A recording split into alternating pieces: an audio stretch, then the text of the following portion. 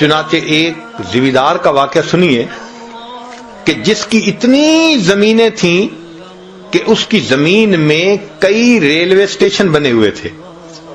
Rail چلتی تھی، ایک اسٹیشن پہ آتی تھی، پھر دوسرے ریلوے اسٹیشن پہ، پھر تیسرے پہ، اور یہ سب ریلوے اسٹیشن اس کی اپنی زمین میں تھے.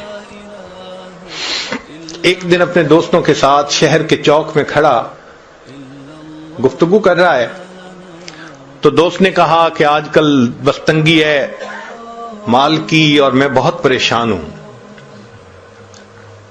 تو اس نے تکبر سے ایک بات کی کہ یار تم پریشان رہتے ہو کہ آئے گا کہاں پہ، اور میری یہ حالت ہے کہ میں پریشان رہتا ہوں لگاؤں گا کہاں پہ.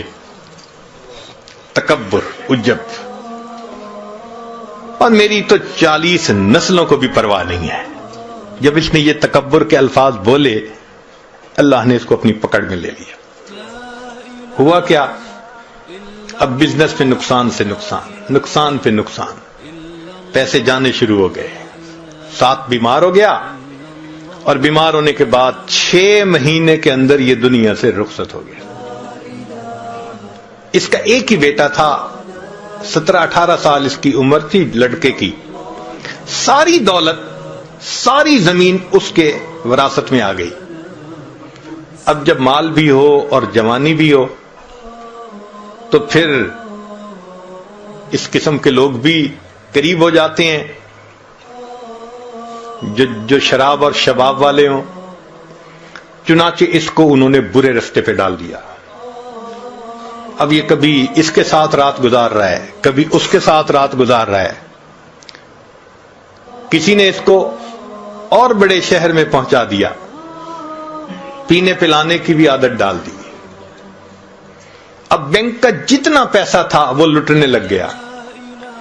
کسی نے اسے کہا یہاں کیا دیکھو گے، ذرا باہر نکل کے دنیا دیکھو. تو اس نے اس کو کسی باہر کے ملک کا راستہ دکھا دیا کہ وہاں کے نائٹ کلب میں کیا ہوتا ہے. اب وہاں جا کے یہ پیسے لٹانے لگ گیا. 1-2 سال کی بات ہے، سب بینک اکاؤنٹ زیرو، اور بیماریوں کا بھی مریض ہو گیا. جب روز عیاشی کرنی ہے اور متعدد بار کرنی ہے تو نتیجہ کیا ہوگا؟ بیماریاں. نوجوان بچہ ہے مگر بیمار. اب زمینیں بچ گئیں. یہ کیا کرتا؟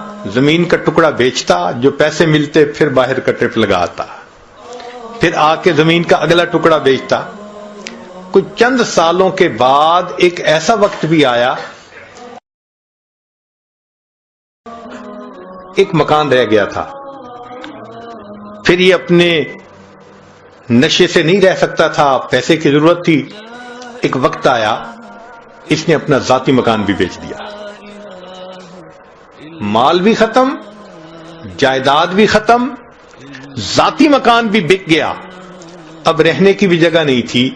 چنانچہ ایک وہ وقت بھی آیا جس شہر کے چوک میں کھڑے ہو کر اس کے باپ نے تکبر کا بول بولا تھا، میری 40 نسلوں کو بھی پرواہ نہیں، اسی چوک میں کھڑا ہو کر اس کا بیٹا لوگوں سے بھیک مانگا کرتا تھا.